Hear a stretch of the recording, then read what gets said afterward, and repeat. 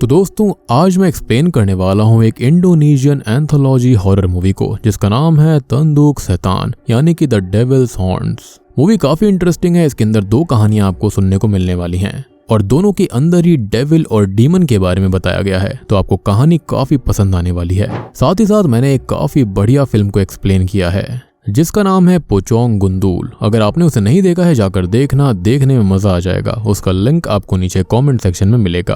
तो चलिए अब बिना किसी देरी के चलते हैं सीधा वीडियो की तरफ। तो कहानी की शुरुआत में हम कांजिया और सुमीरा नाम के एक कपल को देख पाते हैं जहां पर सुमीरा प्रेग्नेंट थी और आज उसे बहुत भयानक वाला लेबर पेन हो रहा था। इससे सभी लोग ये समझ जाते हैं कि शायद से सुमीरा की डिलीवरी का समय आ चुका है और इसी वजह से घर के सभी लोग घर के अंदर जमा हो गए थे। तभी कांजिया सुमीरा के लिए एक सॉफ्ट मैट्रेस को बिछाता है ताकि वो वहां पर आराम से लेट सके।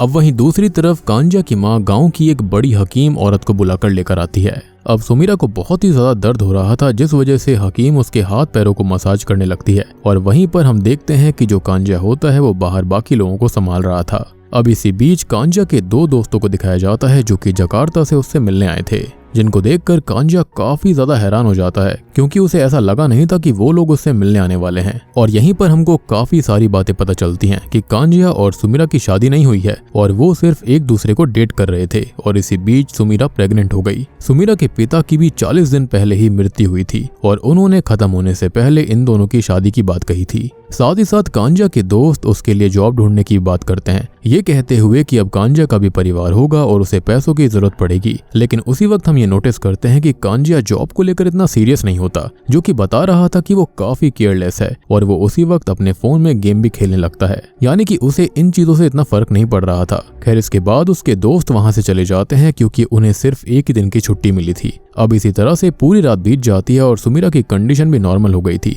लेकिन सुबह अचानक से ही सुमीरा को रेवन बर्ड्स के रोने की आवाज आने लगती है। Damn this raven bird again. जिसका पता करने के लिए हकीम बाहर जाकर देखती है तो उसको पता चलता है कि जंगल करीब होने की वजह से रेवन बर्ड्स की आवाज आ रही थी। लेकिन तभी हम नोटिस करते हैं कि हकीम जंगल की तरफ देखकर किसी को इशारा करती है और उसका इशारा कुछ ऐसा था जैसे कि वो किसी को हाँ में जवाब दे रही हो कि अब वो अपने काम को अंजाम देने जा रही है। जिसके बाद वो घर में जाकर एक ग्लास में पानी लेती है और उसके अंदर कुछ इनकैंटेशंस को पढ़कर वो पानी सुमीरा को पिला देती है। जिसके अगले ही पल सुमीरा का पेट दर्द करने लगता है और वो दर्द इतना बढ़ गया था कि वो उसको झेल नहीं पाती। तभी वो हकीम फिर एक काला कपड़ा मंगवाती है और उसे सुमीरा के पेट पर रखकर उसे शांत होने के लिए कहती है। लेकिन तब तक सुमीरा की माँ समझ गई थी कि इससे सुमीरा का दर्द कम नहीं होगा, इसलिए वो कांजिया को जल्दी से एक कार लाने के लिए कहती है ताकि वो सुमीरा को हॉस्पिटल ले जा सके। अब आगे कुछ ही देर के बाद में कांजिया एक चिकन शॉप की वैन लेकर आता है क्योंकि उसके पास कार को रेंट करने जितने पैसे भी नहीं थे एंड अनफॉर्चुनेटली उस वैन के अंदर सिर्फ 2 लोग ही जा सकते थे, जिस वजह से बाकी सभी को घर पर रुकना पड़ता है और कांजिया सुमीरा को लेकर हॉस्पिटल के लिए निकल जाता है। अब आगे बीच रास्ते में एक जगह फंक्शन होने की वजह से कांजिया को एक दूसरे रास्ते से जाना पड़ता है, जहां पर कुछ ही दूरी पर जाकर उसे ऐसा लगता है कि उसकी गाड़ी के आगे एक बिल्ली आ गई है। कांजिया जब गाड़ी रोककर चेक करता है तो वहां कुछ नहीं था और तभी हम एज अ व्यूअर बस कुछ सेकंड के लिए कांजिया और सुमीरा के बीच में एक डीमन को बैठा देखते हैं जिसने कि सुमीरा के पेट पर हाथ रखा था और वो दिखने में बहुत ही भयानक था। खैर इससे ये समझा जा सकता है कि उस हकीम ने कुछ तो ऐसा गलत किया था जिससे कि इनके बच्चे के पीछे एक बुरी शक्ति पड़ चुकी है। खैर कुछ ही देर के बाद में ये लोग हॉस्पिटल पहुंच जाते हैं जहां पर पहुंचकर सुमीरा को एक नाइटमेयर आता है कि उसकी डिलीवरी हो चुकी है लेकिन उसका कोई बच्चा नहीं हुआ है और लगातार बस खून बहते जा रहा है। जल्दी ही उसको समझ में आ जाता है कि ये बस उसका नाइटमेयर था। जिसके बाद दोनों हॉस्पिटल के अंदर जाते हैं और वहां पर सबसे पहली चीज जो हम नोटिस करते हैं कि वहां पर अंदर सभी लोगों ने सिर्फ काले लिबास पहने हुए थे। खैर तभी वहां पर एक नर्स आती है जिसे कांजिया सुमीरा के लेबर पेन के बारे में बताता है और वो सुमीरा को सीधे ऑपरेशन थिएटर में ले जाने का फैसला करती है। हम गौर कर पाते हैं कि वो नर्स बहुत ही ज्यादा खूबसूरत है और उसको देखकर सुमीरा को ऐसे ख्याल आते हैं कि शायद वो उसके बॉयफ्रेंड को सीड्यूस करने की कोशिश करेगी। अब आगे उस नर्स को 2 और नर्स और एक डॉक्टर ज्वाइन करते हैं जो कि सभी दिखने में बहुत ही अच्छे थे और वो सुमीरा को ऑपरेशन थिएटर में लेकर जाते हुए कांजिया से बाकी फॉर्मेलिटीज पूरी करने के लिए कहते हैं। अब कांजिया फिर पेपर वर्क को कंप्लीट करने जाता है जहां पर वो अपनी माँ को हॉस्पिटल के अंदर की एक फोटो निकालकर भेजना चाहता था, लेकिन किसी वजह से वो फोटो पूरी तरह से डार्क आती है और उसके अंदर कुछ भी नजर नहीं आता। साथ ही साथ हॉस्पिटल के अंदर नेटवर्क भी नहीं थे, जिस वजह से कांजिया बाहर आकर नेटवर्क को ढूंढने लगता है और तभी वहां से एक आदमी गुजर रहा होता है जिसको ये बात थोड़ी अजीब लगती है और वो कांजिया के पास आकर उसको कहता है कि तुम यहाँ पर कर क्या रहे हो। जिस पर कांजिया जवाब देता है कि अंदर नेटवर्क नहीं है और मैं यहाँ पर नेटवर्क ढूंढने आया हूँ। जिसको सुनकर वो आदमी काफी हैरान होता है और उसको कहता है कि तुम यहाँ पर नेटवर्क ढूंढ रहे हो और तुम अंदर भी गए थे। हालांकि कांजिया उस वक्त उस आदमी की बात सुनने के मूड में नहीं था, इसलिए वो चिल्लाकर उसे वहां से जाने के लिए बोलता है। वहीं दूसरी तरफ हम अंदर सुमीरा को देखते हैं जिसे बड़ी डरावनी तरह से वो डॉक्टर और नर्सेज देख रहे थे।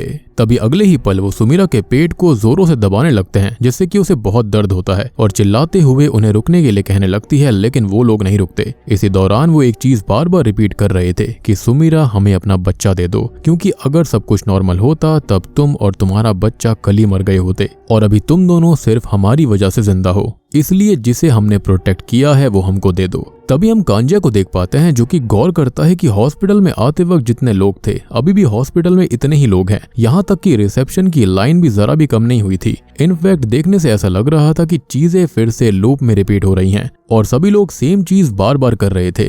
अब इससे कांजिया बहुत फ्रस्ट्रेट हो जाता है और वो रिसेप्शन के पास जाकर चिल्लाते हुए कहने लगता है कि मुझे मेरे पेपर वर्क करने दो, मेरी बीवी को बच्चा होने वाला है। जिसको सुनते ही सभी लोग कांजिया की तरफ देखने लगते हैं और अचानक से ही पूरा हॉस्पिटल अंधेरे में डूब जाता है और सभी लोग वहां से गायब हो जाते हैं। और उस वक्त हॉस्पिटल को देखकर ऐसा लगता है कि मानो सालों से ये हॉस्पिटल बंद पड़ा था। और तभी रिसेप्शन पे जो औरत होती है वो किसी चुड़ैल की तरह डरावनी आवाज निकालते हुए वहां से चली जाती है। अब कांजिया ये सब देखकर बहुत ही बुरी तरह से कांपने लगता है कि एक पल में ही यहाँ पर ऐसे कैसे हो गया। हालांकि उसे ये समझ आ जाता है कि उसे पहले सुमीरा को बचाना पड़ेगा, जिसके लिए वो हॉस्पिटल के ऑपरेशन थिएटर की तरफ भागता है। लेकिन जैसे ही वो उसके करीब पहुंचता है वो अपने आप को जंगलों के बीच पाता है जहाँ पर उसे दूर दूर तक कोई भी हॉस्पिटल नजर नहीं आता। कांजिया फिर डरते हुए सुमीरा को आवाज लगाने लगता है और दूसरी तरफ हम सुमीरा को उसी हॉन्टेड हॉस्पिटल में अकेला देखते हैं जहां पर उसके बेड पर ढेर सारा खून बह रहा था। और फिर वो ऑपरेशन थिएटर से बाहर आती है और ऐसी सेम चीज उसने अपने नाइटमेयर में भी देखी थी, यानी कि उसे फ्यूचर फोरसाइट दिख गई थी कि क्या होने वाला था। अब इस वक्त पूरा हॉस्पिटल सुनसान अंधेरे से ढका हुआ था और तभी एक पेशेंट उल्टा चलते हुए सुमीरा के पास आता है जो कि दिखने में बहुत डरावना था। सुमीरा की कंडीशन बहुत खराब थी और वो ठीक से चल भी नहीं पाती, लेकिन तब भी वो किसी तरह से हिम्मत करके हॉस्पिटल से भागने की कोशिश करती है, पर हर बार भागकर वो एक ही जगह पर आ जाती है, जिसके अगले ही पल वो भी अपने आप को जंगलों के बीचों बीच पाती है। वहां से थोड़ी ही दूरी पर कांजिया भी था जो कि सुमीरा को देख लेता है और उसके करीब आने तक वो बेहोश हो जाती है। कांजिया फिर सुमीरा को गोद में उठा लेता है और वैसे ही जंगल को पार करने की कोशिश करता है, जिस दौरान उसको भी आवाजें आती हैं कि हमें अपना बच्चा दे दो तो हम तुम्हें जिंदा जाने देंगे। कांजिया इससे बहुत डर जाता है, लेकिन वो तब भी हार मानने के लिए तैयार नहीं था और वो किसी तरह से आगे बढ़ता रहता है। और तभी उसे थोड़ी ही दूरी पर सुमीरा के पिता की आत्मा नजर आती है जिनकी कुछ दिन पहले मौत हो गई थी। वो कांजिया को जंगल का एक रास्ता दिखाते हैं जहाँ से रोशनी आ रही थी और वहाँ से बाहर जाने पर कांजिया जंगल से बाहर आ जाता है, जहाँ पर उसे अपने परिवार वाले नजर आते हैं जो कि उन दोनों को ढूंढने वहाँ पर आए थे। शायद उन्हें भी पता चल चुका था कि कांजिया किसी गलत जगह पर पहुंच चुका है। तभी सुमीरा को फिर से लेबर पेन होने लगता है और इस बार वाकई में उसकी डिलीवरी का वक्त आ गया था। सभी सुमीरा को घेर लेते हैं और वहां पर हम उसी हकीम को भी देखते हैं जिसकी वजह से ये सब शुरू हुआ। अब आगे सुमीरा की डिलीवरी होती है, लेकिन वहां पर कोई बच्चा पैदा नहीं होता है, बल्कि सिर्फ उसके शरीर से खून बाहर आता है, जिसको देखकर सभी रोने लगते हैं। मे भी उन्हें ऐसा लग रहा था कि शायद बच्चा अब जिंदा नहीं रहा और ये बात वो सुमीरा को भी बताते हैं, लेकिन वो बार बार यही कहने लगती है कि मुझे मेरे बच्चे को देखना है, मेरे हाथ में मेरा बच्चा दो। मे भी इन सभी चीजों से उसकी मेंटल हेल्थ खराब हुई होगी और इसी के साथ में ये पहली वाली कहानी खत्म हो जाती है। अब देखो यहाँ पर मेरे हिसाब से वो बच्चा कोई और नहीं बल्कि डेविल होगा या फिर कोई डीमन होगा जिसको उस हकीम ने इस दुनिया में लाने का प्रॉमिस दिया होगा। और वो सभी डॉक्टर और नर्सेज जो थी वो प्रेत आत्माएं थी, वो हॉन्टेड हॉस्पिटल था जो कि डेविल को इस दुनिया में लाने की कोशिश कर रहे थे। मेरे हिसाब से उनका रिचुअल शायद पूरा नहीं हुआ, इसलिए एंड में कोई बच्चे का जन्म भी नहीं हुआ, क्योंकि अगर हॉस्पिटल के अंदर ही बच्चे का जन्म हो जाता यानी कि उस हॉन्टेड हॉस्पिटल में, तो वो सभी आत्माएं जंगल के अंदर कांजिया से उसका बच्चा नहीं मांगती। और सबसे इम्पोर्टेंट बात की शायद सुमीरा का बच्चा पिछले दिन ही खत्म हो गया था, जैसे कि वो आत्माएं कह भी रही थी, और जो उसके फिलहाल पेट में था वो डेविल था। जिसका शायद किसी रिचुअल ना पूरा होने की वजह से जन्म नहीं हुआ। और मुझे लगता है कि यहाँ पर सुमीरा के पिता की आत्मा ने उनकी हेल्प करी जिससे कि वो लोग बच पाए थे। या फिर ये भी हो सकता है कि उस हॉस्पिटल के अंदर उसका जन्म हो गया होगा, क्योंकि जरूरी नहीं है कि वो इंसान के फॉर्म में ही आएगा। माइट भी उसने किसी और फॉर्म में जन्म लिया होगा, लेकिन सुमीरा के पिता ने इन दोनों की जान बचा ली, या फिर ये कहें कि अपनी बच्ची की जान बचाई, जिसके चलते उन्होंने वहां पर गेट खोल दिया था, जिसके चलते वो उस भ्रम से बाहर आ गए थे, यानी कि उस टाइम लूप से बाहर निकल गए थे। अब ये कहानी हमें बर्थ के समय डेविल के इस दुनिया में आने का जरिया दिखा रही थी कि कैसे डेविल या फिर डीमन इस दुनिया में आते हैं, कैसे उसका बर्थ होता है। और ऐसी कई सारी मूवीज हमने ऑलरेडी देखी भी हैं, और इस तरह की मूवीज का प्राइम एग्जाम्पल है ओमेन मूवी, जिसकी सारी मूवीज मैंने ऑलरेडी एक्सप्लेन कर रखी हैं। वहां पर ये कॉन्सेप्ट काफी बढ़िया तरह से दिखाया गया है, और अगर आप वो देखना चाहते हैं तो मेरे चैनल के ऊपर जाकर देख सकते हैं। अब यहाँ पर हम दूसरी कहानी देखने वाले हैं, जहाँ पर हम ये जानेंगे कि कैसे किसी के मरने के समय भी डेविल दुनिया में आता है। तो दूसरी कहानी की शुरुआत में हमको बताया जाता है कि मुस्लिम्स के हिसाब से सूरह यासीन को पढ़ने से मृत्यु की तरफ जाते हुए इंसान का दर्द कम होता है और उसे शांति मिलती है, यानी कि उसे एक इजी डेथ मिलती है। तभी अगले सीन में हम कई सारे लोगों को एक साथ बैठकर सूरह यासीन पढ़ते हुए देख पाते हैं, जहाँ पर ये सभी लोग नूर नाम की एक लेडी की माँ के लिए इसे पढ़ रहे थे, क्योंकि पिछले 14 दिनों से नूर की माँ अपनी मृत्यु के काफी करीब थी, बहुत ही ज्यादा बीमार थी, जिससे कि उनका शरीर तड़प रहा था, लेकिन उनकी जान नहीं निकल रही थी। ये ऐसी सिचुएशन है जहाँ पर इंसान का मरना उसे जीने से ज्यादा आराम देता है। अब ऐसा उनके साथ क्यों हो रहा था, तो इस बारे में नूर के पिता उसको ये बताते हैं कि अपनी जवानी में नूर की माँ ने अपने शरीर के अंदर चार्म नीडल्स डलवाए थे, जो कि एक तरह का ब्लैक मैजिक होता है, जिससे मांगी हुई विशेष पूरी हो जाती हैं। और उस वक्त उन्होंने खूबसूरती की विश मांगी थी, जिससे कि उन्हें खूबसूरती तो मिल गई, लेकिन अब उन्हें मौत नहीं मिल रही है, क्योंकि ऐसा हो सकता है कि अब डेविल को उनके शरीर की जरूरत होगी, इसलिए वो उन्हें दर्द दे रहा है लेकिन मरने नहीं दे रहा। बेसिकली ये जिन्स लोग करते हैं ऐसा। अब ये बात जैसे ही नूर और उसके भाई को पता चलती है, वो अपने पिता से उस शेमन के बारे में पता करती है जिसने वो चार्म नीडल्स वाला ब्लैक मैजिक किया था, और नूर अपने भाई को शेमन के पास जाकर सभी चीजें ठीक करने के लिए कहती है। अब आगे नूर का भाई उस शेमन के पास जाता है और वहां जाकर उसको पता चलता है कि शेमन की तो कुछ सालों पहले ही मृत्यु हो गई है और अब उसका बेटा वहां पर रहता है। नूर का भाई उसे अपनी पूरी दिक्कत बताता है और कहता है कि किसी तरह आप बस उस ब्लैक मैजिक को खत्म कर दीजिए, जिससे कि मेरी माँ को मुक्ति मिल जाएगी, चैन की मृत्यु मिलेगी। जिसके बाद में शेमन का बेटा ब्लैक मैजिक को खत्म करने की कोशिश तो करता है, पर वो इसमें नाकामयाब रहता है। शायद से काला जादू काफी भयानक करा गया था। आगे नूर का भाई ये बात नूर को कॉल करके बताता है कि काला जादू टूट नहीं सकता, जिस पर नूर कहती है कि तब हमें वही करना होगा जो हमने पहले सोचा था। जिसके बाद नूर अपनी माँ के मुंह पर तकिए को रखकर उनका दम घोटकर उनकी जान ले लेती है, यानी कि यहाँ पर सिर्फ नेचुरल डेथ पॉसिबल नहीं थी। लेकिन जैसे ही ये बात शेमन के बेटे को पता चलती है कि उन्हें जानबूझकर खत्म करा गया है, तब वो नूर के भाई से ये कहता है कि तुम लोगों ने बहुत ही ज्यादा बड़ी गलती करी है। अगर जिस पर ये ब्लैक मैजिक किया जाता है उसे जबरदस्ती मारा जाए तो ये काला जादू मारने वाले पर आ जाता है। तभी हमको पता चलता है कि ये बात नूर के पिता को भी पता थी कि काला जादू किसी को मारने से ट्रांसफर हो सकता है, लेकिन उन्होंने नूर को नहीं रोका। मे बी इसलिए कि वो अपनी बीवी को रोज तड़पते हुए नहीं देख पा रहे थे। और तभी हम नूर को देखते हैं जिसकी तबीयत अचानक खराब हो जाती है और वो घर से बाहर आकर वॉमिट करने लगती है, जहाँ पर उसके पीछे हम नूर की माँ की आत्मा को देखते हैं। खैर कुछ ही देर के बाद में नूर हॉल में सूरह यासीन पढ़ रहे सभी लोगों को जाकर ये कहती है कि आप सभी का बहुत बहुत शुक्रिया, आपके प्रेयर्स करने की वजह से माँ को शांति मिल गई। जिस वजह से हम यहाँ पर दो चीज गौर करते हैं। पहला कि नूर की माँ के गले पर एक निशान था जो कि अब नूर के गले पर आ चुका है, जो कि सिंबल है काला जादू ट्रांसफर होने का। और दूसरा कि नूर का चेहरा दाग धब्बों से भरा हुआ था, जो कि काला जादू ट्रांसफर होने के बाद पूरी तरह साफ हो गया, यानी कि उसे सुंदरता मिल गई थी, जिसका मतलब है कि काला जादू सही काम कर रहा है।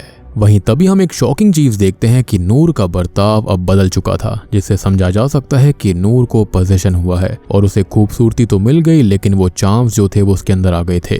लेकिन अब उसका जो शरीर है वो यहाँ पर डेविल यानी कि जिन का हो चुका है, और जब वो अब मरेगी वो इजीली मौत नहीं पा पाएगी। उसको बहुत ज्यादा तड़पना होगा, उसका शरीर बहुत ही ज्यादा रॉट होगा, लेकिन वो मरेगी नहीं।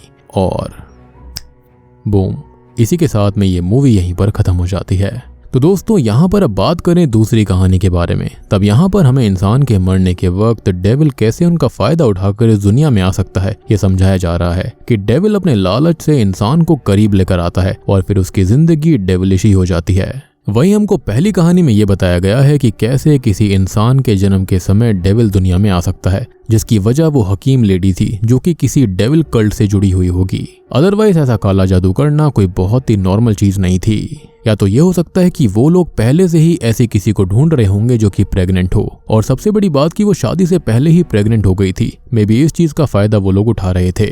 लेकिन चलो वहां पर एटलीस्ट सुमीरा के जो पिता की आत्मा थी उन्होंने उसको बचा लिया था, लेकिन यहाँ पर तो नूर को बचाने वाला कोई नहीं है। अब माइट भी वो 30-40 साल तक सुंदर रहेगी, लेकिन उसके बाद जब उसकी मौत होगी तो उसको बिल्कुल भी आसान मौत नहीं मिलने वाली। मतलब वो तड़पती रहेगी, उसका शरीर सड़ता रहेगा, लेकिन उसे मौत नहीं आएगी। तो उम्मीद करता हूँ कि आपको तंदूक शैतान यानी कि डेविल्स हॉर्न फिल्म की कहानी पसंद आई होगी। पसंद आई है तो वीडियो को लाइक कर देना। चैनल के ऊपर नए हैं तो सब्सक्राइब कर लीजिए, क्योंकि बहुत ही ज्यादा जबरदस्त मूवीज और सीरीज जल्दी ही यहाँ पर आने वाली हैं। कमेंट करके बताना कि आपको ये एंथोलॉजी हॉरर मूवी कैसी लगी। तो मैं आप सबको मिलता हूँ अगली वीडियो के साथ में, तब तक के लिए